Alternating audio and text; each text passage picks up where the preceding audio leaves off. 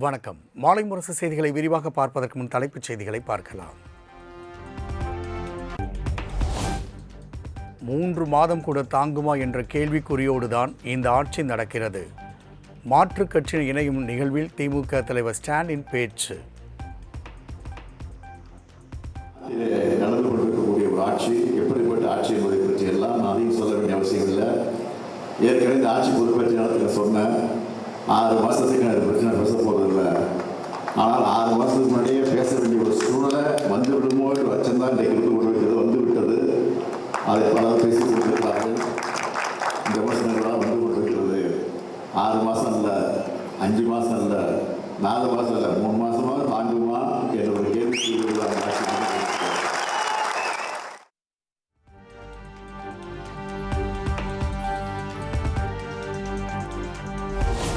விசிகாவில் இருந்து விலகிய முன்னாள் எம்எல்ஏ பனையூர் பாபு திமுகவில் இணைந்தார்.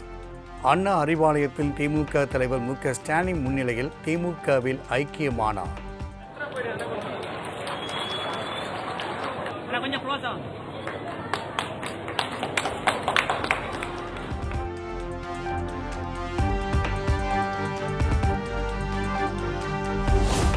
அரசு வேலை வாங்கித் தருவதாக பண மோசடியில் ஈடுபட்டதாக குற்றம் சாட்டப்பட்ட செந்தில் பாலாஜி மீதான வழக்கினை விசாரிக்க ஆளுநர் அர்லேக்கர் அனுமதி. விரைவில் வழக்கு விசாரணைக்கு வரவிருப்பதால் செந்தில் பாலாஜிக்கு சிக்கல்.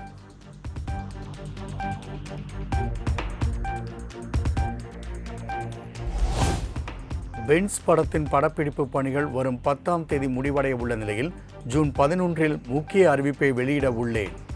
திருச்சி கிழக்கு தொகுதியில் ராகவா லாரன்ஸ் போட்டியிட உள்ளதாக தகவல் பரவிய நிலையில் எக்ஸ் தளத்தில் பதிவு.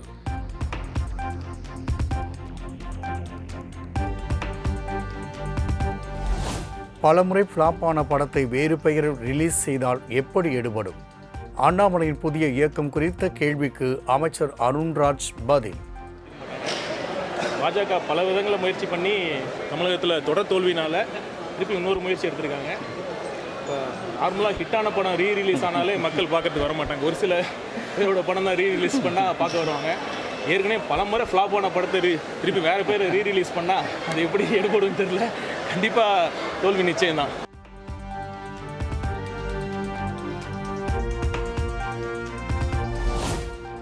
தேர்தலில் தோற்றுதான் போய் உள்ளோம், செத்து போகவில்லை என அதிமுக முன்னாள் அமைச்சர் ஆர்.பி. உதயகுமார் காட்டமாக பேச்சு. ஆதவ் அர்ஜுனா பைத்தியக்காரர் போல பேசி வருவதாகவும் கடும் சாடல். இப்போது இந்த காட்சிகளை எல்லாம் பார்க்கிற போது நம்மளை பார்த்து சில சில்லற பயலுக சிரிக்கிறானுங்க. நாங்கள் தேர்தல் களத்தில் தோற்றுத்தான் போயிட்டோமே தவிர செத்து போகலை. தம்பிகளா புரிஞ்சுக்கங்க, வாழ்க்கையில் நாங்கள் எத்தனையோ இழந்திருக்கிறோம். உங்களையும் பார்ப்போம், எத்தனை விஜய் வந்தாலும் நாங்கள் பார்ப்போம். அதிமுக பல சோதனைகளை வேதனைகளை தாண்டித்தான் கொள்கை படிப்புள்ள கோடான கோடி தொண்டர்கள் ஆணி வேராக இருந்து இந்த இயக்கத்தை தாங்கி பிடித்து கொண்டிருக்கிறார்கள்.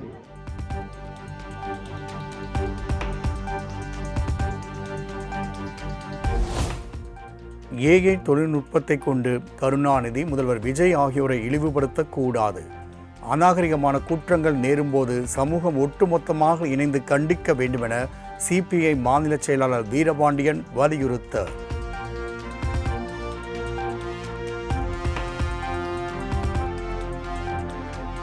மதவாத சக்திகளுக்கு எதிரான தமிழ்நாடு அரசின் அனைத்து நடவடிக்கைகளுக்கும் விசிக உறுதுணையாக இருக்கும். அமைச்சரும் விசிக துணை பொதுச் செயலாளருமான வன்னியரசு உறுதி.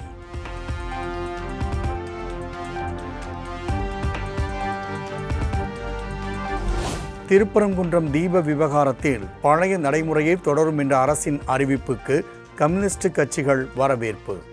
மதசார்பற்ற கொள்கையை தமிழ்நாடு அரசு தொடர்ந்து உறுதியோடு கடைபிடிக்க வேண்டும் எனவும் வலியுறுத்தார்.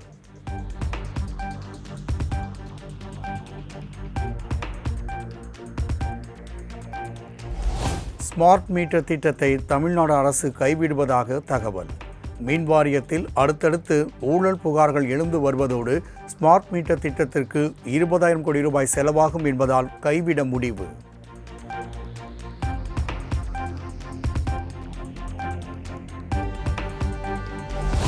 ஸ்மார்ட் மீட்டர் திட்டம் நிறுத்தி வைக்கப்பட்டதாக வந்த தகவல் உண்மையில்லை என அமைச்சர் நிர்மல்குமார் விளக்கம். ஸ்மார்ட் மீட்டர் திட்டத்தை தொடர்வது குறித்தோ நிறுத்துவது குறித்தோ தற்போதைக்கு எந்த முடிவும் எடுக்கவில்லை எனவும் தகவல்.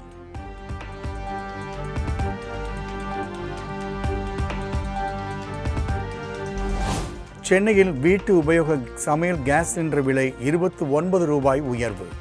14.2 கிலோ எடை கொண்ட கேஸ் சிலிண்டர் 957 ரூபாய் 50 காசுகளுக்கு விற்பனை.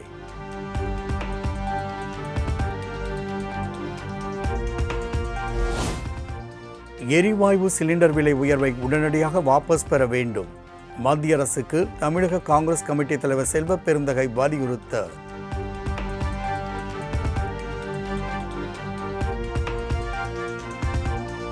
சென்னை மாநகராட்சியில் மேயர், துணை மேயர் உட்பட 75% கவுன்சிலர்கள் இன்னும் சட்டப்படி சொத்து விவரங்களை அறிவிக்கவில்லை. தகவல் அறியும் உரிமை சட்டத்தின் மூலம் அதிர்ச்சி தகவல்.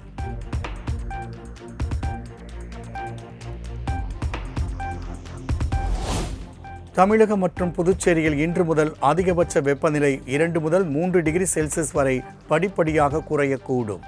சென்னை வானிலை ஆய்வு மையம் தகவல்.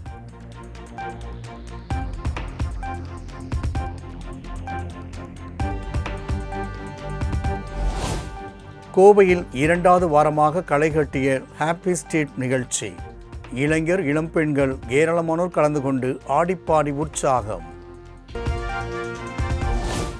குற்றாலத்தின் சீசன் களைகட்டி வருவதால் பழைய குற்றாலம் 5 அருவியில் குவிந்த சுற்றுலா பயணிகள். மெயின் அருவியில் பராமரிப்பு பணிகள் காரணமாக அனுமதி அளிக்காததால் 2 அருவிகளுக்கும் படையெடுத்த மக்கள் உற்சாக குளியல்.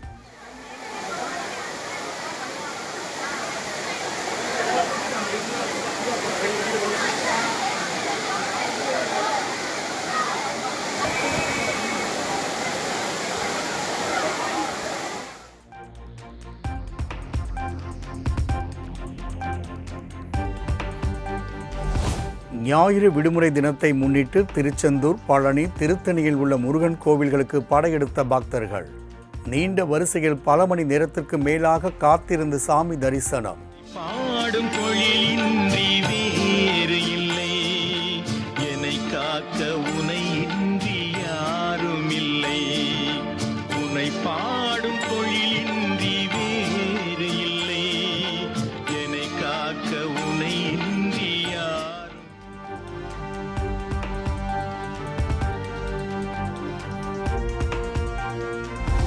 ஞாயிறு விடுமுறை தினத்தை முன்னிட்டு திருவண்ணாமலை அண்ணாமலையார் கோவிலில் குவிந்த பக்தர்கள். நீண்ட வரிசையில் 4 மணி நேரத்திற்கு மேலாக காத்திருந்து சாமி தரிசனம்.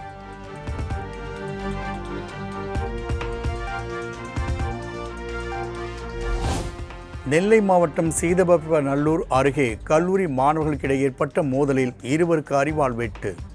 இருவேறு சமூகத்தை சேர்ந்தவர்களுக்கு தகராறு ஏற்பட்டதாக கூறப்படும் நிலையில் போலீசார் குவிப்பு.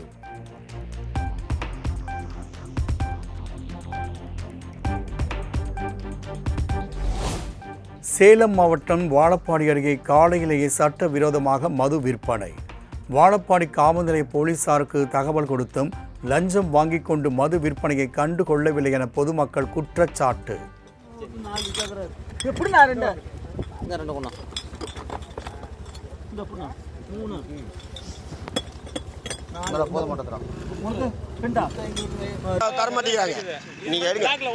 நீங்க எடுங்க வண்டி அங்கேயே கொண்டு போங்க. என்ன பண்ணிக்கலாம், என்ன பண்ணிக்கலாம்.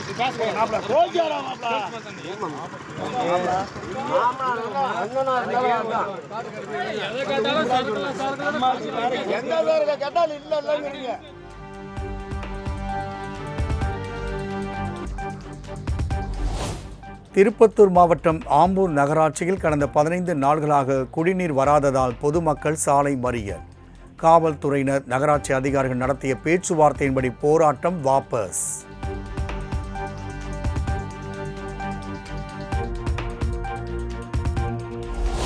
திருவாரூர் மாவட்டம் கொல்லுமாங்கடி அருகே அரசு பேருந்து வாய்க்காலில் கவிழ்ந்து விபத்திற்குள்ளானதில் 15 பேர் காயம். எதிரே வந்த கனரக லாரிக்கு வழி விடுவதற்காக ஓரங்கட்டிய போது விபத்திற்குள்ளானதாக தகவல்.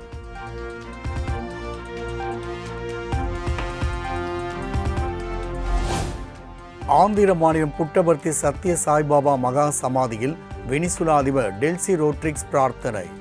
சாய் குல்வந்த் மண்டபத்தில் மரியாதை செலுத்தியும் தியானம் செய்தும் வழிபாடு.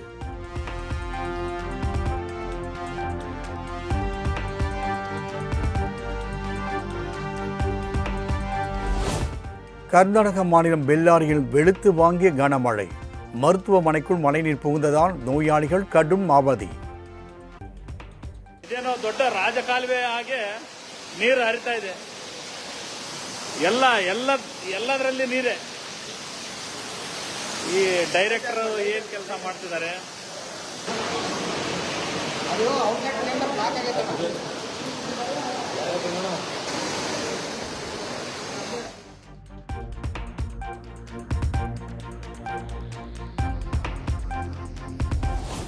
ருத்ரகாம் மாநிலம் ருத்ரபிரயாக்கில் கார் 60 அடி பள்ளத்தில் பாய்ந்து விபத்து.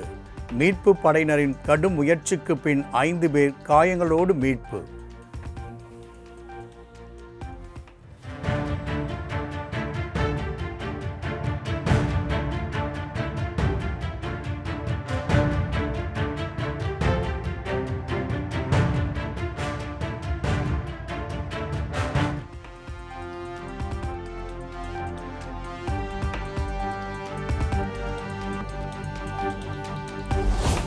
மலையாள திரையுலகின் முன்னணி நடிகரும் தேசிய விருது பெற்றவருமான சலீம் குமார் உடல்நலக்குறைவு காரணமாக மறைவு. கல்லீரல் தொடர்பான பிரச்சனையால் அவதிப்பட்டு வந்தவர் சிகிச்சை பலனின்றி உயிரிழந்ததாக தகவல்.